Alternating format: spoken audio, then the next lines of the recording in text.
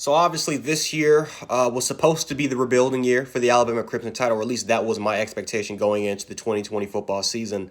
I was just a guy that truly believed that Alabama, even though I thought that they were extremely talented, I didn't think they were going to win the national title. I did not think that Alabama was going to come up and was going to go in and not only go undefeated, but through the regular season, but to go undefeated through conference play, and again beating the crap out of a very talented Ohio State football team that obviously went through a lot of adversity itself, but so did everyone else. They went 13-0.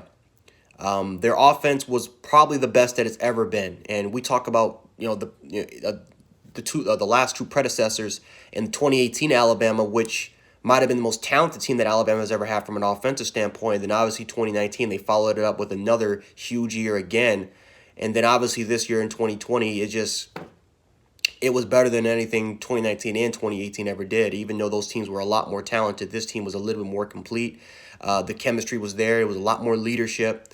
And obviously I think, hearing what Nick Saban said about the fact that them not having spring ball and them not really having off-season workouts up until July, it really made the team better because I think it made the team kind of cherish everything that they had, especially for a lot of those guys that knew that this was going to be their last opportunity, their last year. The fact that this season, we could have never even had a season. The season was damn near canceled because the Big Ten Conference said no, but it was COVID complications. It was so much stuff going around the world that we got to be grateful that we even have a football season. So I feel like all that stuff happening, I think made the players so much closer, and it made them really appreciate the sport, and it made them appreciate the game that they love, which is football. And I think that is probably one of the biggest reasons why I think this was definitely one of the more complete Alabama teams that they've ever had, especially on the offensive side of the ball. But going into this year, again, just going into this year, and we're starting off with a great win against Missouri. Again, the Ole Miss game was the game that they definitely struggle with.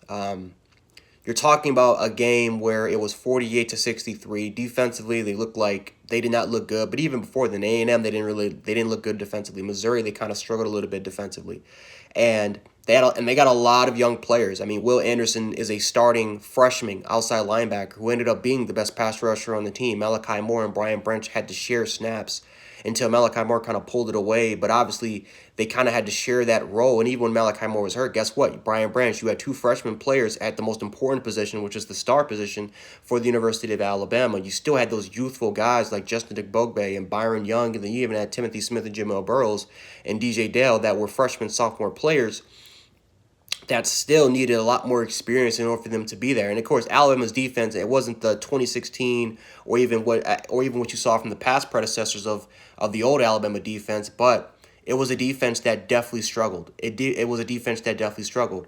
You talk about Pete Golding, especially during that Ole Miss game. Pete Golding was a guy that we all criticized, including myself, that I believe that should have been fired. And to be honest with you, I still am holding a little bit of feelings that, hey, I do have a lot more optimism going into next year, but there still is a part of me that still kind of questions, is Pete Golding going to be the guy that's going to get Alabama back to what they were in the past, and that's having elite level defense. Again, you look at the Ole Miss game, 48-63. If it really wasn't for really a couple of lucky kind of botched snaps there, you talk about the decision for Lane Kiffin to kind of kick a field goal, even though that we haven't stopped Ole Miss on fourth down conversions or at all. They could have literally went for it on 4th and 3, and they probably would have most likely got it because we couldn't stop Ole Miss the game. We gave up 600 yards to 600 yards to Ole Miss, and if it really wasn't for that decision, and pretty much there was another stop that we made, I mean, who knows? The game would have went to overtime, and even though I think Alabama never would have lost that game could have went to that game. Both teams could have went to the 60s. I mean, that's how bad that was. And there were more games, of course, that Alabama's defense, of course, struggled with. But I would say the turning point of the season was definitely against the Georgia Bulldogs. The Georgia Bulldogs were a football team that were coming into Tuscaloosa hot. Everyone, for the most, even though people still chose Alabama, a lot more people were kind of saying that Bama's defense was going to be done and Georgia was going to run all over Alabama, and they couldn't stop the run. They really can't stop the pass. And it was pretty much going to be a shootout. And it kind of looked like that way. I mean, Bama couldn't stop Stetson Bennett. They couldn't stop the run game. They couldn't apply any pressure. It was bad for our defense in the first half. But the second half came. I don't know what Nick Saban said in the locker room, but the second half came, and you saw this Alabama defense completely kind of change. I mean, this defense came out and they looked like old Alabama. They were getting pressure on the quarterback. Malachi Moore made plays all over the football field. Jordan Battle stepped up. Christian Harris and Jalen Moses kind of stepped up their game. And it was a really, really good night. I mean, the second half, they allowed 0 points. And I think from then on, Bama's defense played really, really good. I mean, again, whether as high as they were in 2017 or 2016, no. But they were really good. Again, no team scored 20 points in Alabama until the Florida game came, which was extremely impressive.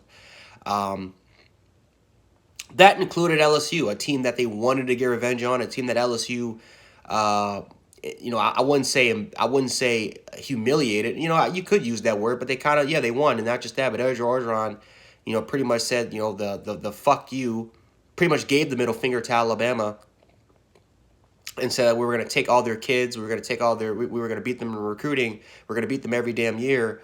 And, Marcel Brooks going into the student section and pretty much telling all the recruits, yeah, we just did that to Alabama, come to LSU, and they're dancing on Alabama's logo. I mean, it was obviously that was a one game that Alabama wanted kind of revenge on, and for them to kind of, to score a career high, especially in a series like LSU where you score 55 points. And again, it wasn't the best LSU football team of all time. Obviously, they went 5-5 and they dealt with a lot of opt-outs, but they still beat them 55-17.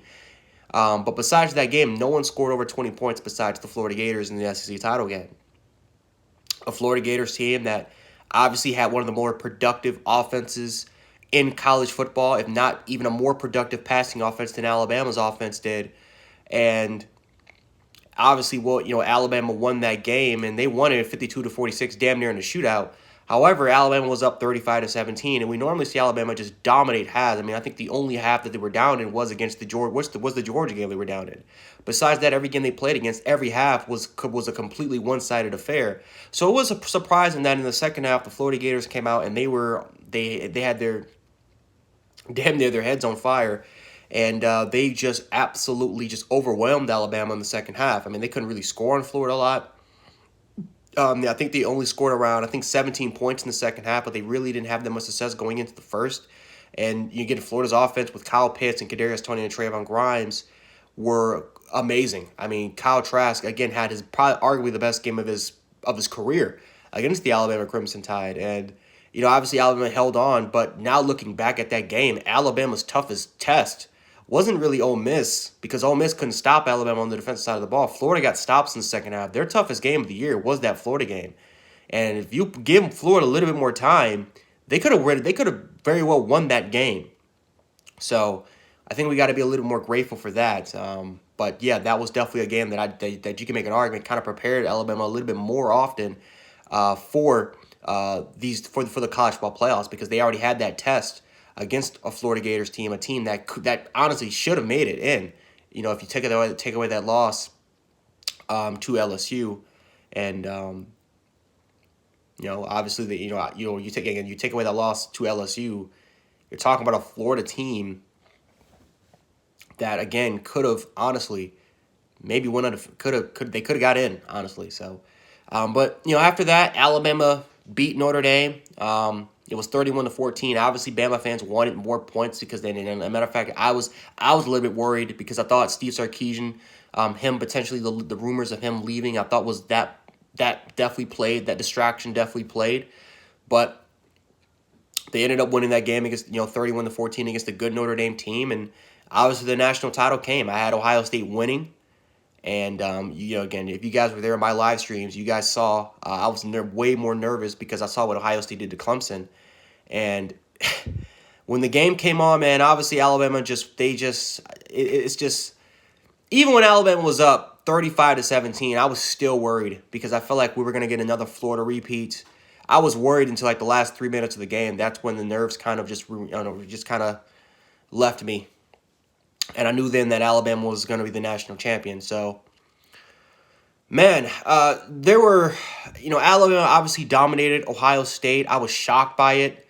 Again, I know Ohio State lost guys like Tommy Guy, and they lost Tyreek Smith, and obviously Justin Fields was 100%. But for Alabama to kill Ohio State 52-24 and avenge that playoff loss they had in 2014, and to do it by winning the national title, and then for a player like Devontae Smith, who had 200 receiving yards in the first half in a national championship game, and it was unreal for Mac Jones to play hurt through that national title game and still throw for 430 yards passing, which was a new national 430 or 40 something yards, which is the national championship passing record, is absolutely incredible.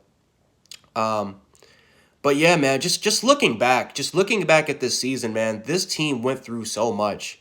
You're talking about a team that not only went through COVID, and they went through COVID testing, and they couldn't really leave. They couldn't really leave the campus. Couldn't leave their dorms. They really had two homes. That was their athletic facility and their dorm rooms, and they couldn't really see their families. But to have arguably one of the best years that Alabama's ever had, especially in an offensive standpoint, we might never ever see an offense like this again. And it seems like every single year we keep saying it, but this might truly be it. Steve Sarkisian, who might be Alabama's best offensive coordinator they've ever had from a play calling standpoint, might be the best play caller Alabama's ever had. And Alabama's had some good ones like Lane Kiffin, but Steve Sarkisian might surpass him. I mean, his play calling, his play design, how he was able to set players up, and how he was able to get these players to succeed was incredible. For Devontae Smith for him to be the number 2 receiver after Jalen Waddle got hurt. Jalen Waddle was on pace to being in the Heisman conversation, and he was the number 1 guy. He was the number 1 playmaker for Alabama. And then obviously, as soon as Jalen Waddle went down, Devontae Smith immediately stepped up in the Tennessee game, and he was the guy. He became the man. And not only did he become the man, he won the Heisman Trophy. He won the Maxwell Award. Right? He won the Biletnikoff. He was a first-team All-American, and he's a projected top 5 NFL pick. I mean, Devontae Smith had one of the best years a receiver could potentially have, and yes, some people will make the argument, why wasn't Jamar Chase part of the discussion, or Des Bryant, or Justin Blackmon part of the Heisman discussion? But you got to understand that this was in 13 games, not 15. This was in a short number of games, and he did it against all SEC competition, and he did it against some of the best. And he had his Heisman moments against LSU, against Ohio State, against Florida, and almost every game that you can potentially imagine. Devontae Smith was the guy. He was the man that stepped up in the biggest moments. And I think his story, is also another reason why, too. I mean, look at him. He's 6'1", 175 pounds with a slim frame. I mean, people call him the Slim Reaper for a reason, but he looks like a Grim Reaper. He looks like he hasn't eaten in years. And for that guy to go ahead and win the Heisman Trophy is just absolutely incredible. And for him to have the performance he did against Ohio State just pretty much stamped why he did it. And for him to be now a projected top 5 pick, and for also Devontae Smith to potentially go down as the greatest receiver to ever play at Alabama. And there's been a phenomenal amount of receivers that's come through this program. It's amazing. Also, what Mac Jones did, man. No one believed in Mac Jones going into the season. I was one of those. I was one of the few Bama fans that was sold on Mac Jones after that Auburn loss. I made a video on it. I commented about it, and I talked about how Mac Jones kind of sold. He pretty much he got me, man. I'm just gonna say that. Mac Jones. His effort after he threw those 2 pick sixes. His effort, everything he did. I just knew that Mac Jones was going to be the guy after that Auburn game, even though he threw 2 pick sixes. His leadership qualities, how he was able to talk to people on the sidelines, how confident he was, and the belief that he had not only in the coaches but these players.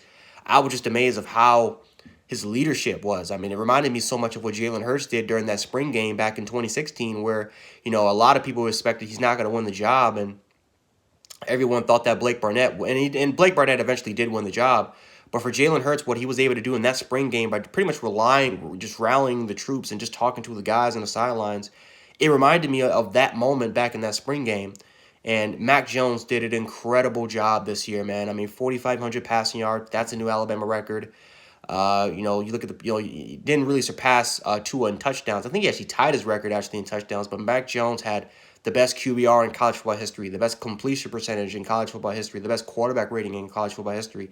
He became a Heisman finalist. And think about this, guys. He was a backup for not only Jalen Hurts, he was a backup for Tua.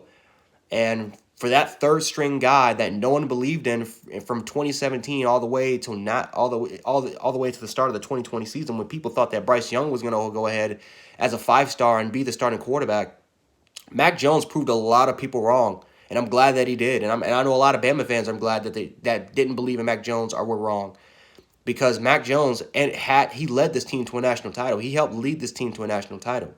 And obviously, there's more guys that I can talk about too. There's Najee Harris. There's Alex Leatherwood. There's the leadership what we was able to see from Leonard Dickerson, especially when he pretty much tore his ACL, and that emotional moment he had when he was carted off, when he was pretty much on the cart. I mean, there's just so many things that we can recap and talk about this thing. But this was a special year, man. I mean, is this the greatest college football team of all time? That's left to be discussed, and I might make a video maybe talking about it, but. I think that's kind of the beauty of it, is that I'm glad that this team is now part of that discussion. But I will say that this is definitely the best coach Nick Saban team I think he's had. I think this is the most memorable team, only because of all the adversity. No Bama team has gone through this much adversity, and to really play in an all conference SEC schedule, and to pretty much win every single one of them, and then go ahead and do what you did in the playoffs and win the national title, and then take home the awards I mean, it was just an incredible year. There's so much to talk about, but I'm truly proud of this team. I'm truly proud of the program. I'm truly proud of what Nick Saban was able to accomplish, especially at his age, of winning 7 national titles, surpassing Bear Bryant, and then really tying his record as far as national title championships at Alabama. And again, just like I said earlier in the video, this is supposed to be the rebuilding year. This was supposed to be the year where, yeah, Bama's offense was probably going to be elite, but defensively they were not going to be there. And to see how this team kind of rallied around all the things that people kind of criticize about this team, and for them to go ahead and do what they did is truly amazing. But that's all I got for you guys today. Hopefully you guys enjoyed this recap. Hopefully you guys enjoyed the season, especially if you are an Alabama fan. More seasonal recaps on the way. But just to kind of wrap this thing up, again, I am proud of this Alabama team, and I can't wait to see what Alabama does next year, and hopefully they can try to go for number 19.